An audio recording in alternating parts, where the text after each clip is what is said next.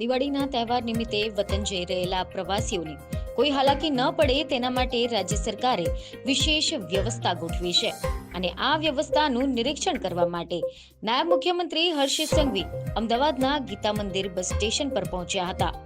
દિવાળીના તહેવારને લઈને ગુજરાતના નાયબ મુખ્યમંત્રી હર્ષ સંઘવી અમદાવાદના ગીતા મંદિર બસ ડેપો પર પહોંચ્યા હતા. તેમણે અહીંયા એક્સ્ટ્રા બસ સંચાલનનું વ્યવસ્થાનું નિરીક્ષણ કર્યું હતું અને મુસાફરો સાથે સીધી ચર્ચા કરીને તેમની સુવિધાઓ વિશે જાણકારી મેળવી હતી. આ અંગે હર્ષ સંઘવીએ જણાવ્યું હતું કે મુખ્યમંત્રી ભૂપેન્દ્ર પટેલના દ્રષ્ટિકોણ હેઠળ આ વખતે દિવાળીમાં પ્રવાસીઓની સુવિધા માટે 4200 વધારાની બસો અને 16,000 વધારાના ટ્રીપ્સનું આયોજન કરવામાં આવ્યું છે.